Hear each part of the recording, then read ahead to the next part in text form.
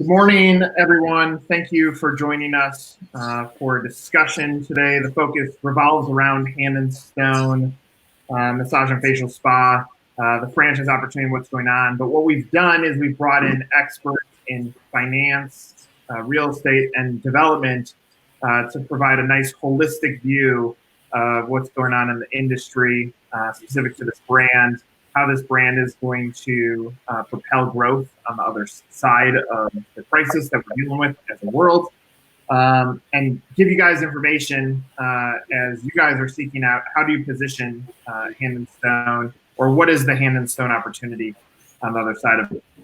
Anybody that's watching on our platforms, be sure to use the comment feature. You can use it on Facebook, or you can use it in the Zoom, and we'll try to get to your questions. But I want to thank our nice large panel for starting with us today. So, Rocco, I want to start with you. Just general statement on how things are going from a business, personal, and franchise perspective would be great. So that's a large question: business, personal, and franchise. So on the franchise side, I think a lot of franchisees are very nervous. We don't know when the switch is going to be turned back on, when our businesses will be back to some type of normalcy. That's a little difficult. Personally, I think everyone's adjusting to what we're doing, whether it's walking around our neighborhoods or figuring out how to deal with ourselves at home. For those who thought they wanted to retire, now's the time for you to really have tested that out over the last 2 or 3 weeks. So I don't think it's all that good as they crack it up to be. I'm working on the real estate side. So I've been working with a lot of brands and franchisees on what to do with their landlords. So we're going to talk a little bit about that today, certainly for the Hand and Stone, but a number of other brands that we represent, whether it's service or food or anything else, as long as it's brick and mortar and you've got a lease and a landlord. I've got some things that I'd like to share with you today based on what we found over the last 2 weeks in particular. So with that, hope that answers your question. We're all surviving, doing the best we can. Appreciate it. Chris, same question to you. Yeah, again, Chris Smith. I'm the Vice President of Real Estate here at Hand and Stone. We have a lot of locations in development right now, whether they're under construction or just going into that phase. We've got a number of franchisees that are currently negotiating a lease, and obviously with what's happening out there and the landlords being bombarded with a number of rent requests and rent relief requests, it has slowed that process a little bit. But I can tell you over the last 3 or 4 days, especially this week specifically, I've started to see, negotiations pick back up on the leases that we've been negotiating, as well as the letter of intent. So I'm starting to see some encouraging signs out there. Appreciate that. We'll go down to the bottom. Bob, let's kick it off to you. Yeah, it's an interesting time for us, and from a development perspective or franchise sales, what we've seen is a lot of excitement right now, because in my end of the business, what you find is the higher the unemployment, the better it is for the sales end of the business. People are maybe suspect that they might get laid off, be furloughed, or just absolutely just not have a job when everything picks back up, which for us is okay, because if you've had a nest egg, if you've invested well over the years, you find yourself at this time with the opportunity now to become an entrepreneur, to become part of a system that you can rely on. At Hand and Stone, it's nice to have the bragging rights to say, we're going into our 4th year now without having closed a spa. So there's some mitigation there from a risk perspective in investing in a certain type of brand or franchise. We have the opportunity, and we've got the luxury of boasting about that. So right now we're looking on the positive side. On the downside, we certainly feel for some of the franchisees that we're so excited to start opening businesses and continue on with their success. But we're the nice thing is we're all in this together, and we're doing everything we can for the franchise base in our system. Appreciate that. I can go over to Morgan. Same question. Good morning. Yeah, on the SBA side, where I specialize in, we're seeing a lot of uncertainty in a lot of different areas. Folks that already have an SBA loan folks that are in the process of being approved for an SBA loan, and those just looking to start. That involves, the different programs in the SBA, whether it be the 7A startup loans, which we continue to see and continue to drive that pipeline to banks that are getting proposals for new deals, while still working with clients that are in the process of opening and have run into some roadblocks along the way in terms of businesses being shut down in the middle of build outs, and we're also helping direct the new PPP loans, which is the stimulus funding through the CARES Act. So we're seeing it in all aspects of SBA in terms of the good, the bad, and the ugly, and we're working through each part of that, day by day, hour by hour. Things are very fluid, but I think we do have a good, some definite bright spots that we want to talk about today. Love it. Appreciate that, Morgan. And Eric, same question to you. Yeah, I mean, obviously Morgan heads up the SBA department for us at Benetrend, so he's got his finger on the pulse of an ever-changing world for obviously one, supporting existing Hand and Stone franchisees through the PPP program and other franchisees throughout the country, and a program that has literally changed 15 times since it's been rolled out. But for us, it's really just setting proper expectations and letting people know that the kiss of death in my industry on the finance side is to overpromise and underdeliver. And if we were here to tell people you can't finance a business right now, it's just not happening, that's what we would say if we felt that was the circumstances. I think what's most important is letting people know, yes, there still continue to be options. How does the rollover program impacted by this environment? What's going on with SBA? Are there other programs like a portfolio loan, or how can somebody utilize cash and down the road pay back that cash through one of the programs and avoid any of those post-tax movements? So for us, it's just really become a full-fledged effort of education and making sure that people understand that obviously nothing around us is gone unaffected by COVID-19. So it would be naive to say that the finance world is business as usual, but it's also not at a complete halt. It's not closing the doors and saying we don't have anything going for the next 30, 60, 90 days. Just now more than ever, it takes being creative and understanding what's available for you. Hey, Nick, can I jump in here for a second?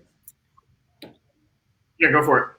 We've got over 100 people that are kind of affiliated here with watching what's going on here at the webcast, and I'm getting some text messages that they missed the first portion of it due to an audio conflict. However, that has changed, and they are now able to hear us. If you don't mind, can we take about 30 seconds per person just to kind of give backgrounds and information on the companies that they're with and what they do for those organizations? Absolutely. Okay. Rocco, you want to start us out? Yeah, certainly. Thanks, Bob. So my name is Rocco Fiorentino. I head up the franchise real estate department, fondly known as FRED, F-R-E-D, for Kaiser Organization. And we are tenant-only reps that represent a lot of franchise brands, and we specialize in franchising. So hopefully today on the call, I'm going to talk a little bit about the experience we've had recently in the last 2 to 3 weeks dealing with landlords on behalf of tenants. Share with you some things that we've seen occur and maybe give you some tips on how to navigate through the process of negotiating your lease with the landlord to get post-coronavirus. Thank you. Chris? Sure. My name is Chris Smith. I'm the Vice President of Real Estate Development at Hand and Stone. Been here a little over 8 years. Me and my team support our new franchisees through the real estate process, negotiating of the letter of intent, the lease support, as well as supporting them throughout the design and construction of their location. Morgan? Okay, Morgan Johns with Benetrends, and I head up their SBA and bank financing area, directing clients to to banks to find funding for their projects. Today, we're going to talk a little bit about folks that have an existing SBA loan, folks that have been approved for an SBA loan and are of a build out or a startup. Third, folks that are just looking to start the process for applying for an SBA loan. And then also the PPP loans, which are the stimulus funding arm of the CARE Act that was recently passed by Congress. Great. And Eric? Yes, and I am Eric Schechterman, also with Benetrends Financial. I am the Chief Development Officer, so I pretty much head up the sales and marketing efforts within Benetrends and working with all of our franchise partners, franchise consultants, franchisees throughout the country, making sure that they are up to date on the best ways to keep their business funded quickly, safely, and economically, and working very closely with Morgan and his team as we navigate these new waters that the SBA has put out there, whether it's the PPP program, whether it's 6 months worth of payments being made on existing loans and new loans. We're just here to let people know what are their options they should be looking to right now in a Corona environment, and what they should probably still be educated on when we see the world start to change back to normal. And Bob, frame us up. Yeah, Bob Mcquillan, I'm the Vice President of Franchise Development for Hand and Stone. I've been with the company for, this is my 11th year actually, been in franchising for 2 decades. My primary responsibility with the organization is to grow the business and grow the franchise in North America. And right now it's just excited about the opportunity when we do come out of this, but realize we've got some roadblocks ahead, and we're making arrangements to get over those hurdles efficiently and take care of our franchisees. And thanks again for setting this up, Nick. Looking forward to the conversation. So what I want to do is I want to take a step backwards and try to organize this into categories. One, obviously, there's plenty of chaos in our world right now. But what chaos usually nets is the opportunity. So I want to go through the positioning of the brand. This would be for someone that is thinking about buying into a franchise. And Bob, I'll kick that over to you in a second. Then I want to get through the deal side, which is going to be securing the financing to make sure that you are armed properly to be a successful franchise owner. And then into the real can you do and as a prospective franchisee, what are some of the gaps that we're going through? So Bob, I want to start with you on this. For someone that's out there that's thinking of this opportunity, what I've done is I've broken it into, in essence, 3 different groups of this buyer. You're going to have the investor, a human being that is constantly hunting for opportunity. Those are the ones that may be looking at franchising right now and still signing deals because they see, if I can buy now and capture things before it goes like this, whatever point in our lives it returns somewhat back to normalcy, then I'm going to be on the front end of this, and I could maybe shave off some startup costs. I might be able to find better real estate and negotiate a deal. I might be able to find better labor. Then we get into the entrepreneur type lead. This could be the first time entrepreneur. Typically a recession creates a lot of these folks. It's good for franchising. And then we get to just the typical franchisee that could be looking at expansion opportunities or rearranging their portfolio. So to you, Bob, I would love your insights into how is the brand positioned for this? What kind of conversations are you having with prospects? And why would you even consider Hand and Stone right now? Yeah, great questions. And I think when you have a volatile market like we have right now, I think the big question right now is uncertainty. And what you really rely on in any system are the people that have the most experience in your system. In any franchise, you always have an upper tier level, and then you have kind of the middle of the pack, whether you've got kind of 50% in the middle, 25 or kind of above the Mendoza line, so to speak, 25% or kind of getting there. And then you have your bottom, your bottom percentages that are struggling in the business. What we see, and I think from everyone that I've spoken with that does what I do in other brands, and they're seeing the same thing, people at the top are positioning themselves to either acquire new areas or markets to grow their business, or they're looking at the challenged locations that haven't done well because they want to obviously purchase or acquire them. And that's kind of the mentality that that upper 25-30% has in any franchise system. As a franchisor, we're obviously looking at that very, very hard, but we are trying to pay attention to the bottom third to make sure whatever we can do to get them, past this major hurdle of a pandemic, to get them back into business and funded. That's obviously a focus of ours.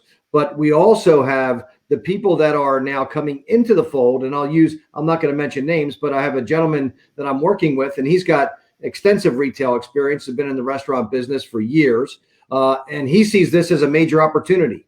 Now, you would take, a typical corporate employee for the last 20, 25 years, they're not going to have that mindset. They don't have that mentality. They don't know that they can leverage their position to get better funding. They don't know that they can leverage their position to negotiate real estate in a better fashion.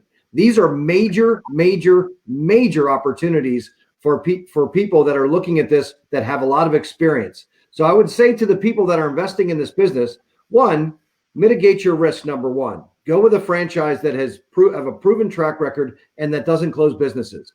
There aren't many I'm bragging here. I am a little biased. I've mortgaged my children's futures 3 times in this business. My wife and I have owned spas throughout the last 11 years with this company. Of course, I love the brand, but we haven't closed a business going on 4 years now. There's not a lot of franchises that can say that. So pick a brand, and it doesn't have to be Hand and Stone, but pick a brand or a concept that has that type of track record and leverage your position like some of these other business people that have experience and know what they're doing. Follow their lead. Appreciate that answer, Bob. Now I want to move into the financing side. One of the topics that keep coming up as we've had many conversations like this has been what is going to be the access to capital on the other side of this. And clearly there are plenty of unknowns. All businesses, even current franchisees, are scrambling for relief.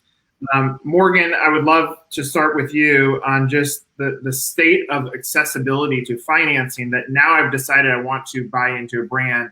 What do I need to know? What are the key points that I need to know as an operator? Okay. I would say up front, realize the environment that we're in. There are a lot of the banks that across the industry have pulled back from startups.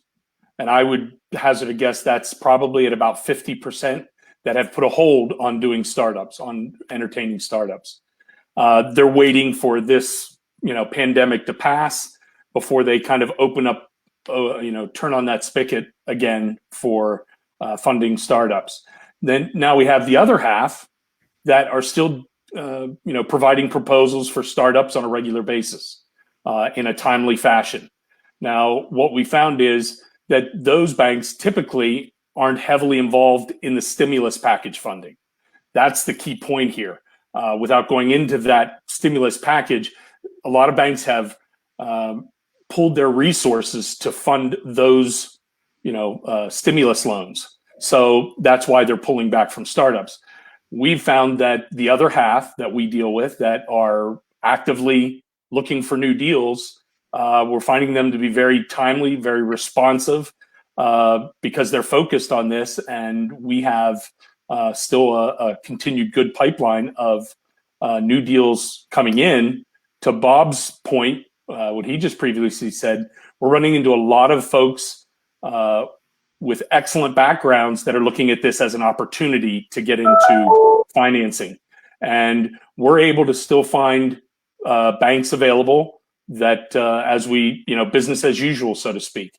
Now, I say that because that's a relative term, but in the aspect that it, they entertain the startups.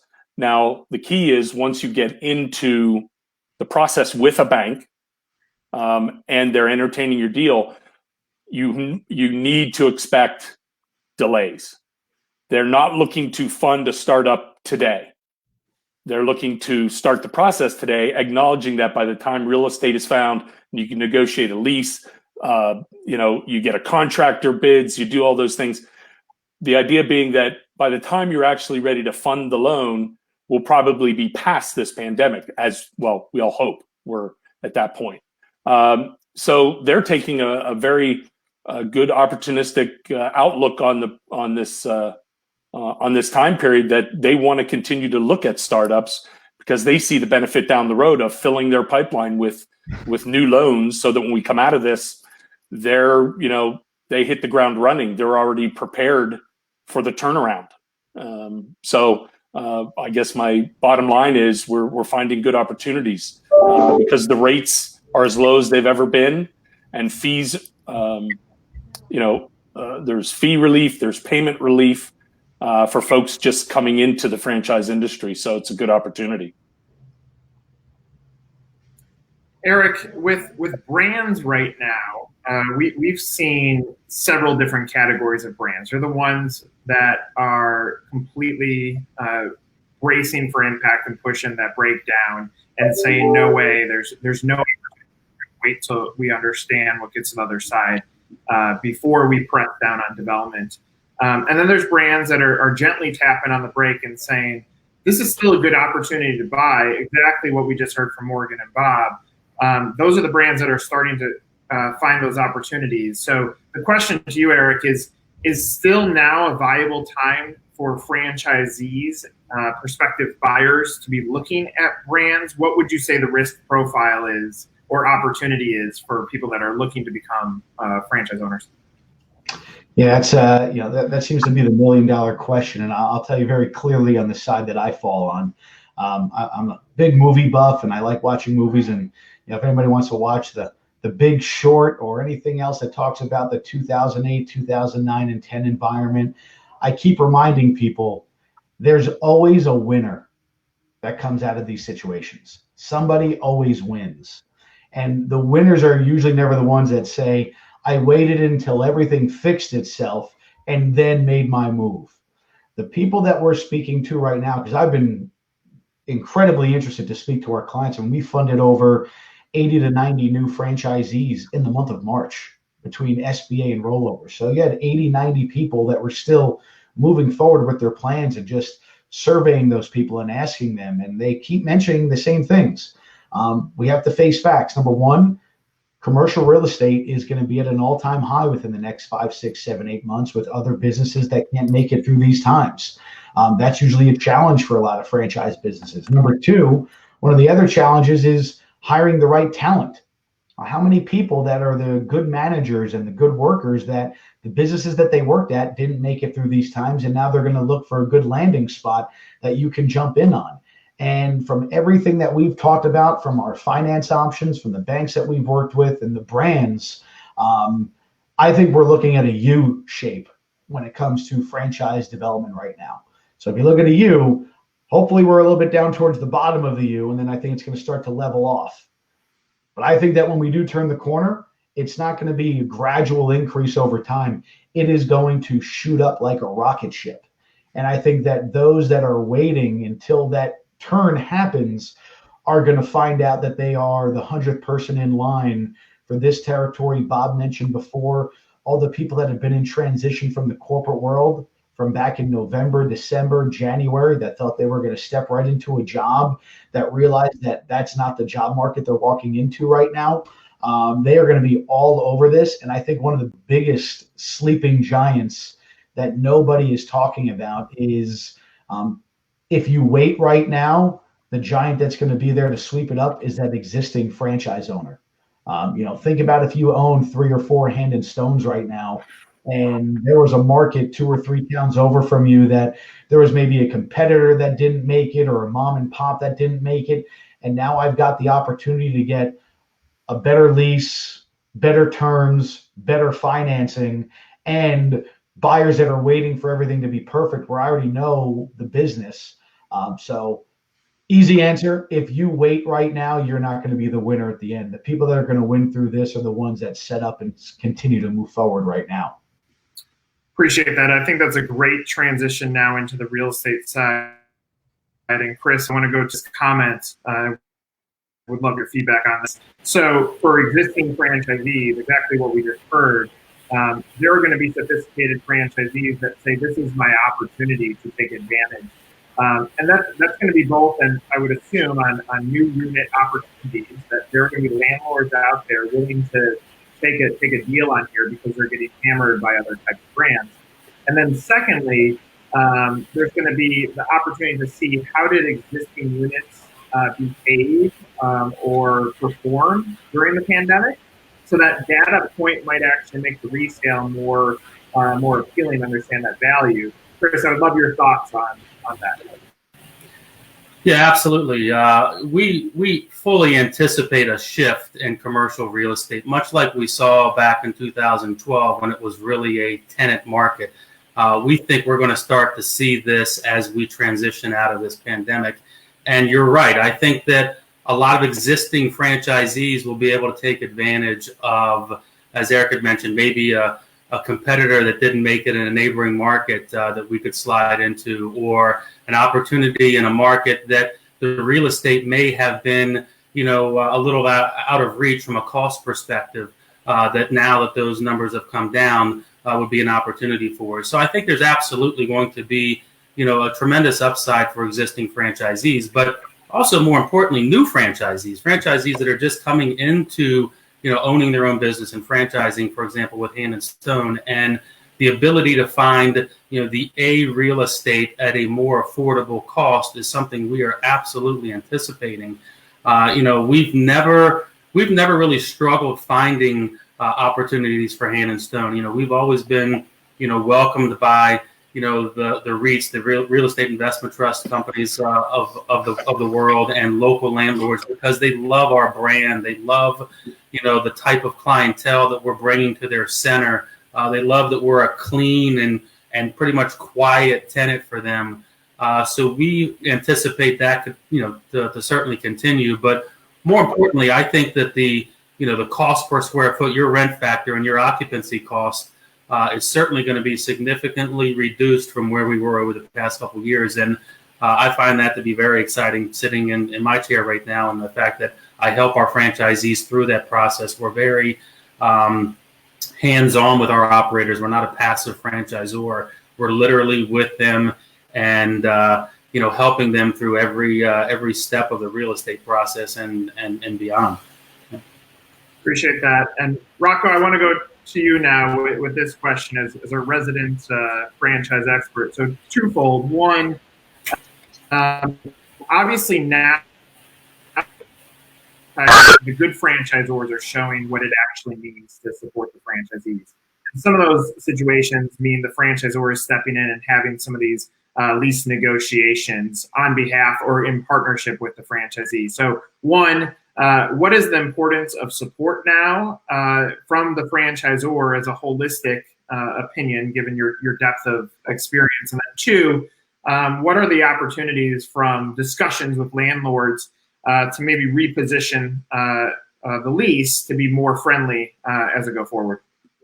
Yeah, well, thank you, Nick. So from a franchisor's perspective, I think now more than ever, the support you've always given your system is imperative, because franchisees have never gone through this before. None of us have in a long time, not in my lifetime, of course. So I think they're all looking for guidance. They're looking for support now more than ever.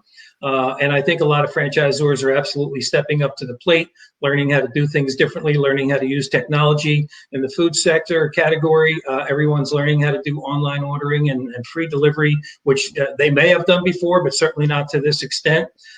For others, they're all learning how to figure out how to do business in a different way. So I think that's going to change the way we do business in the future. It will make us smarter and much more efficient. From a landlord's perspective and the tenant's perspective, we've been representing tenants on behalf of franchisors. And I'll tell you, let's talk about landlords first. Landlords are collectors by nature, okay? They collect rent every month. And they're also good negotiators. Now, that doesn't make them bad people. They're still a big part of our overall success. However, landlords come in all shapes and sizes. They're funded by sometimes lenders, sometimes pension funds, sometimes insurance companies. So they all have a little bit of a different perspective. We've been retained by a number of brands to negotiate some rent relief for their brands, and in some cases, take a look at the leases, the long term of the leases, and see what we could do there.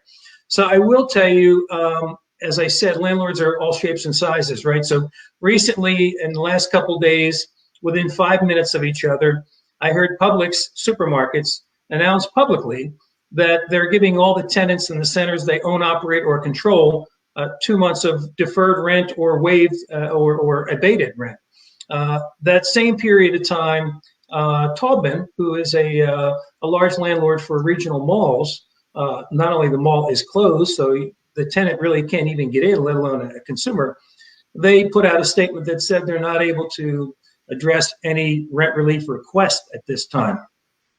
So they're all over the board. Walmart just indicated that they're going to work with their tenants as well. Now, don't forget, Walmart and Publix are first and foremost retailers, and landlords secondly. So they're taking a little bit of a different approach. But we've had some success so far. Probably I would tell you 75% of the calls we've made, landlords were expecting it, but there's a way to do it, of course. I think the way you ask is even more important than what you're asking for.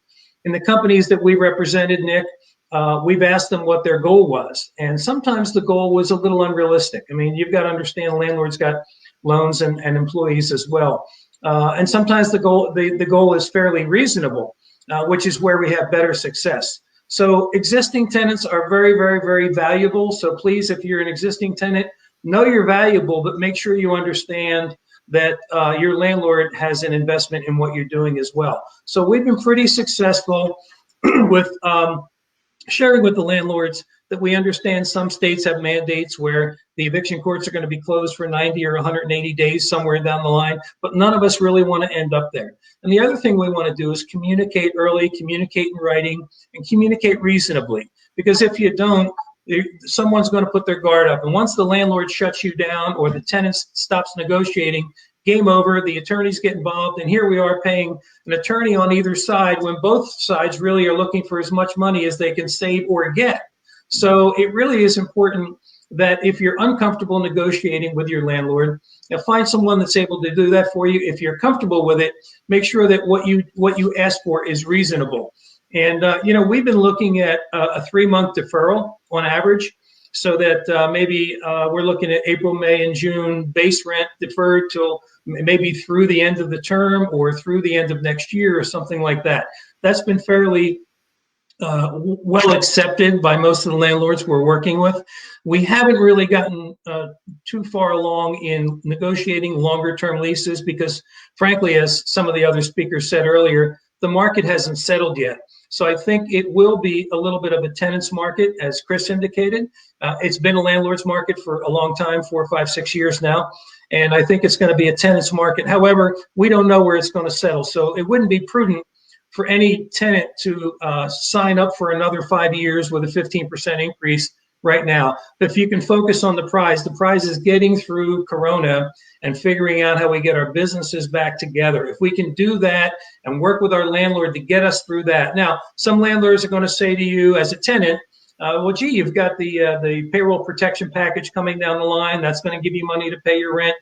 It will, but as Morgan said, it's probably 6 weeks out. I don't know, at the very least. Some will ask you to go to your insurance carrier and try to see if there's an opportunity to utilize the clause in your insurance policy that may protect you against loss of income or loss of revenue.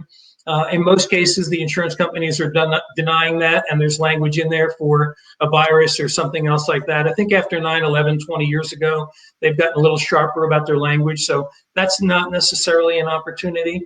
But if you just work with them and let them know what's going on. Now, in some cases, some of our food vendors are open, or whether it's coffee shop, Dunkin', or any one of the food vendors, but realize that the revenue is certainly not anywhere near the way it could be. I mean, we're all consumers, right? We go to the grocery store, and as we drive to the grocery store and back, we pass all these businesses and shopping centers that are closed, or if they're open, or if a business is open, if a Dunkin' is open, it's drive-through only, and it's nowhere near the revenue. So in some cases, I represent a client now where they actually would be financially better if they were closed. but they serve the community. They're in the pool business, and they want to make sure that people are able to get their chemicals. It's spring now, so they don't want these bug infested pools in their backyard. But their volume is down by 80%. So they still have the labor, they still have the utilities, and in a lot of cases they'd be better off if they were closed. So landlords look at that and say, well, you're open. Why do you need relief? And like I said, communication, keep that dialogue going. Don't ever shut down and say, well, if you can't give me X, this conversation's over. What you did at that point is put up your guard, and you basically shut down the conversation. We cannot afford to do that. We've got to work with our landlords so that all of us can come through this. Hope that helps. Love the answer. One follow-up for you, Rocco. So, for prospective franchisees, they're going to go through their process of performing their due diligence. They're going to talk with other franchise owners for the validation, clearly.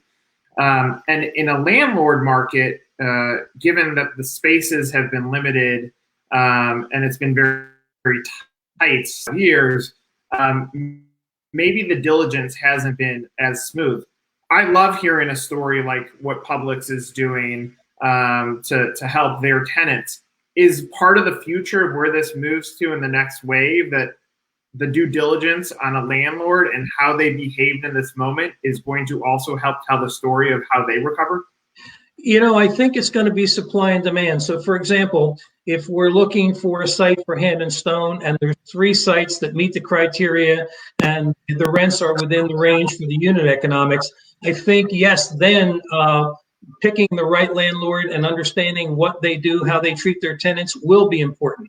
Unfortunately, if it's only one spot available, I'm not sure that we would give the right due diligence to that landlord. However, as you said, with Walmart and Publix, they've certainly shown that they treat their tenants right. So I suspect that most real estate agents and brokers are going to recognize that. And anytime there is a Publix center or a Walmart center, they're going to do everything they can to get their tenants in there, knowing that they treat everyone right. And I'll be honest with you, I've had a little bit of a mixed bag, but by and large, landlords have been open-minded and they recognize they need to save tenants.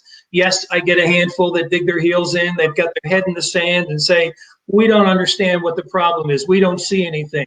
It is not any brand's problem. This is a national, frankly, an international crisis. So if they don't want to recognize that, shame on them. They're probably going to end up in court, and the judge is not going to look favorably to a landlord who's not willing to work with tenants and try to do the right thing to get everyone back out of this. I appreciate that, Rocco. Bob, I want to shift over to you for the first part of this question. So historically in franchising, the term recession resilient or recession friendly has been a term that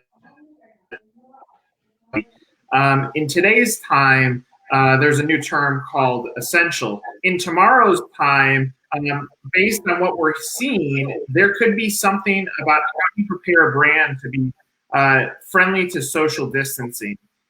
With Hand and Stone, in the way that the brand is already positioned, it seems positioned well in each of those categories, whether that's sustained memberships, people saying, I will still get my massages afterwards. I'm okay staying on a percentage of those. So some sustainability, social distancing friendly with the way that the business is structured, the health benefits that obviously come out of it. Are you thinking about that at all in part of the storytelling and the value proposition that comes on the other side of this?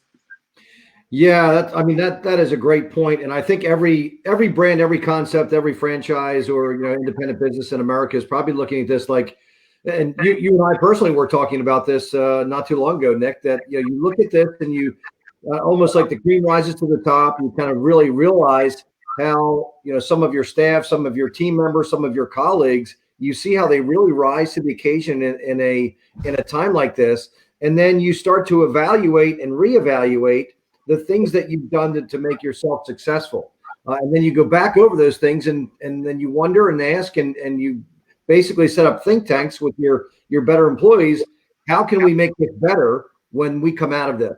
And that's what we're doing in every facet of the business. So our focus really right now is preparing to reopen. Right now, it's the first part of this was really taking care of the existing base. Our franchise base, doing whatever is necessary to get them past their biggest hurdles.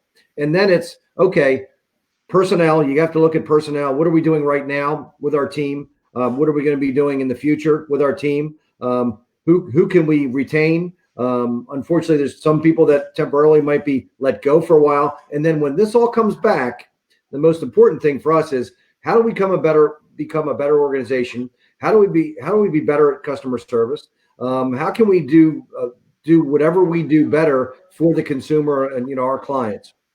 And absolutely, in our business, because we are involved in human to human touching with whether it's a facial or a massage, it's very critical that we're doing the right things. So we are, as we speak, we have been interviewing and kind of talking to different companies to really make sure that the consumer feels safe when they go back into our spas. We're doing so many things. That's just one example that I would cite. There's 3 or 4 companies we're speaking with to say, you know what, I want them to feel comfortable as if they were sending their daughter in to have a baby at a Hand and Stone. We know that's not going to happen. Hopefully it never happens. But we want them to feel that comfortable in a sterile and clean environment where we're taking the steps to absolutely make them feel that way moving forward. And these aren't things that we thought about before because we were never faced with such a proposition that we're in now. So great question. Those are just, that's just one example that I would cite, but those are a few of the things that we're looking at as an organization to realize when we look back on that thing, you know what? This made us a better team. This made us more focused. This made us treat the clients differently and therefore, a better Hand and Stone experience. Appreciate that. Eric, I want to swing this question over to you. For plenty of time, the franchise industry has started pivoting to the concept of multi-unit operator.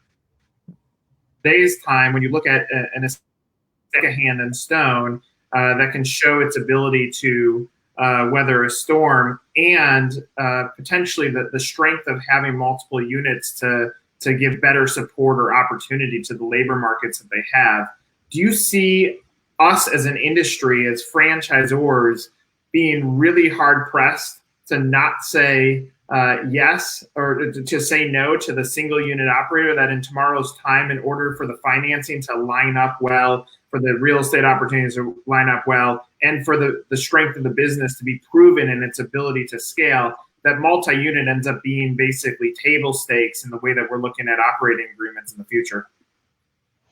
Yeah, it's a great point. And candidly, I don't think that is something that just started obviously right now with this environment, but I think maybe this environment may accelerate that or throw gasoline on that fire. I know in my experience at Benetrends, and then even spending a few years as a franchise consultant, the number of individuals that were buying franchise brands, at least over the last few years, from my perspective in a little vacuum, was actually level or down, but the number of units being sold was way up. The multi-unit operator is definitely the path that a lot of franchise brands like Hand and Stone and everybody else has gone to. Then when you add the fact of, like you just said, those factors of, do I take a new owner that's not proven to show that they can run the model, unsure real estate terms, unsure financing, or do I take this multi-unit owner and try to see if they want to open more locations? It goes a number of different ways. I don't think that a brand can continue to get to where they want by just focusing on one. I think that the multi-unit owner is what everybody looks for, but I think in this environment, the people that are going to be coming out of this, as Bob mentioned before, that are in a transition from a corporate career, maybe unsure about what the post-corona world looks like.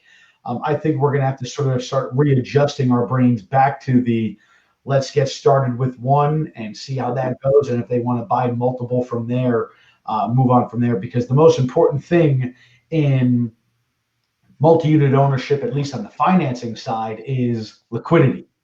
You've got to have liquidity if you're ever going to really be a confident multi-unit owner.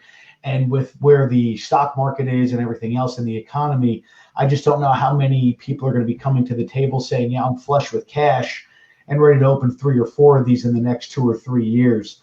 So I think that if people do want to stay in multi-unit development, they might have to reassess some of their development schedules. Maybe it's not opening 2 or 3 in 3 years. So I don't know if I see that the industry is going to just start changing to let's just focus on these multi-unit operators and that's where to go. I actually think, if anything, it might go in the opposite direction because, as Bob again mentioned before, I think the pool of people, of our buyers, are going to be coming from this corporate world that want to put their fate in their own hands, but want to do it in a way where they can set up the business and see how it goes before they commit to multiple at once. So I think we're probably going to look more at an atmosphere where we were 5 or 6, 7 years ago, where we've been fast forwarding that multi-unit. I think we're going to see on both sides, there's going to be 2 extremes. There's going to be the multi-unit big player that comes in and locks up 3, 4, or 5. But there's going to be the quantity is going to come from the people that are really looking to take control of their own future, start with one, and see how the process goes from there. But it's definitely going to be interesting to see how that transition works. Eric, appreciate that. Chris, over to you on this because I'm fascinated by this topic of the multi-unit operator. I agree that you got to get in one, and maybe the development schedules change to be more favorable for the franchise owner. But at the same time, we've talked about the value of swallowing up some real estate right now. You see the number of sold units that have been sitting there in pipeline shrinking because your franchisees start saying it's now time to go find that real estate, maybe because the leasing deals are a little bit more favorable to them? I certainly hope so. I mean, we've got, a pipeline of what we call sold but not open.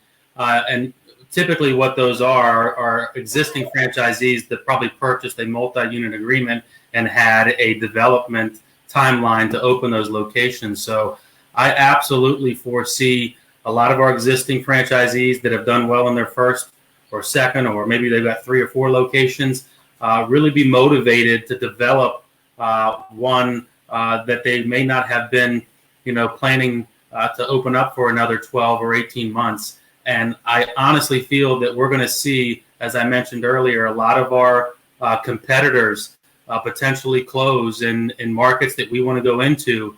And we've been very successful in converting those locations. We do on average about 5 or 6 conversions a year of competitors that have closed in the market. And we've gone in and been very successful in converting those over to a Hand and Stone and opening up almost with a base of customers right there. So, yeah, I absolutely foresee our pipeline shrinking a little bit because if this is going to motivate existing owners to move maybe a little bit faster than they had anticipated.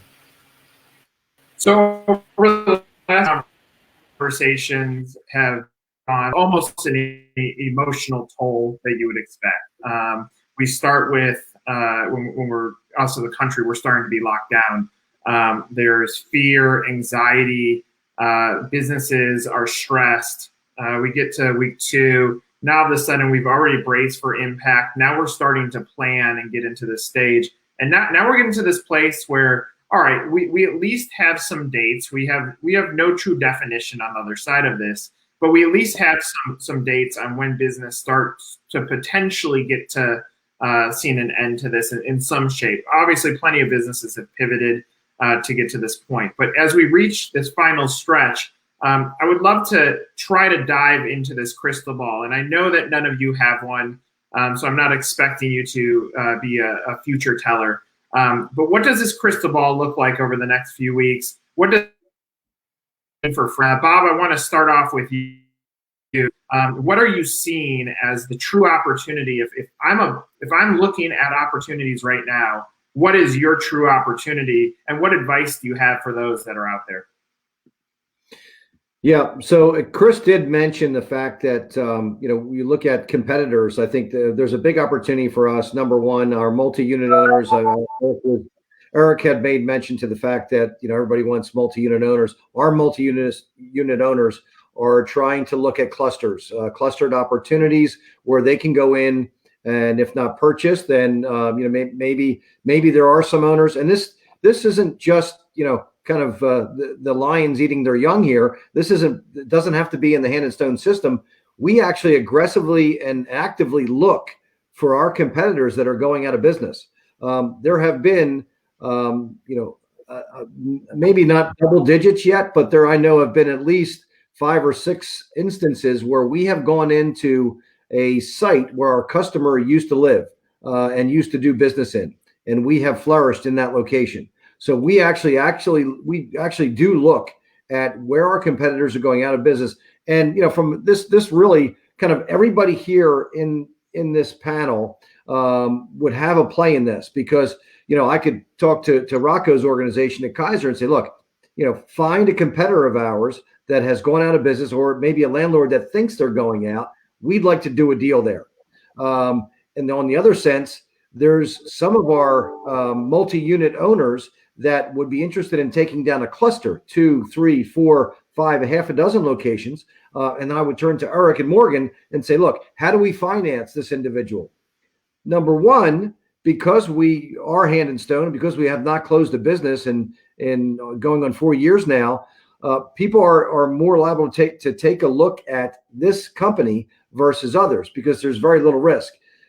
Add that to the fact that you take some of our more experienced owners who are flush with cash and not a high risk in financing. They'd rather use other people's money because rates are low.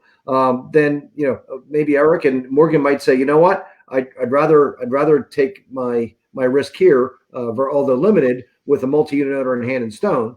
And then plus the fact that you've got this ability from a multi-unit Hand and Stone owner that has been with a franchise like ours, that now has an unbelievable opportunity from a personnel perspective in the market. If there was a challenge, every business has their challenge, and over the last few years, 3-4 years, it's been labor. People trying to find great labor because there's not many people that have been unemployed.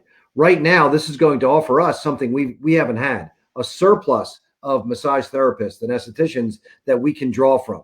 So we are absolutely looking forward to the fact when we come out of this, and as you mentioned, Nick, the numbers are starting to look better for us. When we come out of this, we feel there is just no end in sight for this company. So really, it's tough to say it, but now is the time. My wife has recently retired. We sold our businesses. She now sees the fact, like, maybe I'm going to get back into this, because some of the challenges that used to exist in our business and in our industry probably are not going to be there. So it is actually an exciting time, although albeit a very difficult time and challenging right now. Appreciate that. Let's go, Eric. Final thoughts? Yeah, I mean, to echo the same thing that Bob mentioned, I mean, obviously what we're seeing on the finance side and what I mentioned earlier, we don't have an end in sight, but we know that there will be an end in sight. And whether it's acting all the way now, or at least getting your ducks in the row now, whether it's engaging with a Hand and Stone and finding out what available territory is there right now, whether it's finding out what you could get on the financing side, whether it's getting all those things in play, I will absolutely say now is the time. If you wait until you can say, okay, it looks like everything's good, Bob just mentioned it, you're going to have existing Hand and Stone owners that just bought up 4 or 5 locations and it's not there for you anymore. You're going to have other businesses looking to do the same with other franchise brands. You're going to have the entire industry of people that want to put their fate in their own hands now, thinking now's the time to do it. The ones that look now, that get creative now, that understand their financing now. And as Bob mentioned, as others have mentioned, the biggest challenge that we probably run into in the last few years, at least in franchise development, has been, number one, with a great job market, less people are probably pursuing opportunities like this. We know that's not going to be the case. Having the availability of talent to hire, Bob just touched on that. And then Rocco talked about the real estate of us going to a renter's market. I don't want to be that glass is overflowing guy, but I really can't think of a better time to be looking at an opportunity for a business, especially when you add the fact of what the banks and the government have done on the lending side. You still have the rollover program. You still have SBA loans. You're going to be walking into the lowest interest rate in the history of SBA loans with 6 months worth of payments being done. So I understand if somebody says, I'm not pulling the trigger today, But if they're not loading their gun today, they're going to be behind in the war down the road. Appreciate that. Morgan, final thoughts?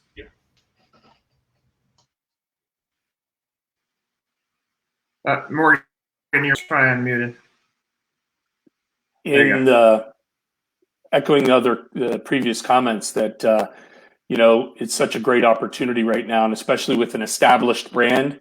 Bob talked about risk, and in the SBA bank world, that's the one word that we use on every deal. What's the risk involved, and feasibility of getting a project done, and the fact that it's whether it's an existing franchisor from Hand & Stone looking to expand, or somebody new to the brand looking to start up, selecting a well-established brand with a good history is vital in that whole decision-making process. We have some hurdles currently, but when I think this passes, and as Eric said, I think I'm hopefully seeing a little bit of light at the end of the tunnel, that when this breaks free, you're going to see a lot of banks rushing right back into the traditional SBA financing for startups or for expansion for existing franchisors. So you need to get in line now so that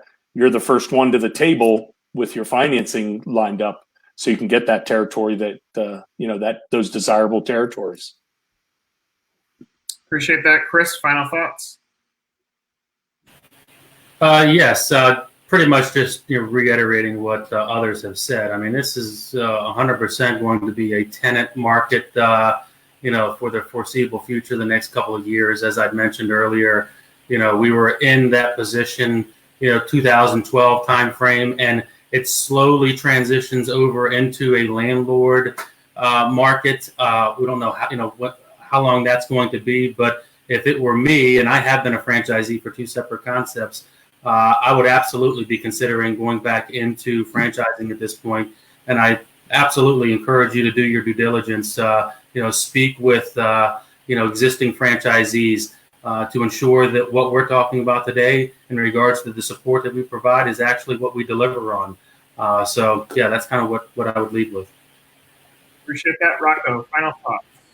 Yeah, sure, Nick. Thanks. So a couple things. For those franchisees already in business with leases, please take a look at your leases, negotiate fairly, reasonably, do the best you can. I have a checklist I'm happy to send to Nick if any of you want to look at it. It's all the standard things you would want to do. Just make sure you're well aware of what your lease says, what you've agreed to, including your personal guarantees, and do the best you can with your landlords, and please act reasonably and not emotionally. For those of you in play that are ready to sign a lease or about to look for sites, I think certainly, as everyone else said, the market has changed. It's going to be a tenant's market, so be prudent. When I say that, I mean take a look at the options, make sure that they're comfortable for you. Maybe the language you were willing to agree to yesterday is language you're probably not willing to agree to tomorrow. So take a look at those personal guarantees. If there's a way to burn those off, that's great. If there's other clauses in there that you're uncomfortable with, now's the time to negotiate. And then lastly, for the market going forward, I think there's going to be landlords that probably are interested in you as a tenant and a brand long before you even kind of figure out they've got space available. Landlords know first when a tenant's in trouble. So if any of the competitors are in trouble, they're probably going to be calling out to all the different brands in the category already. So Bob, they'll probably be way ahead of you and I. But I think it's a great time, and I would wish everyone a whole lot of success going forward. I know as Americans, we're going to get through this. So thank you all for a great opportunity today. Appreciate that, Rocco.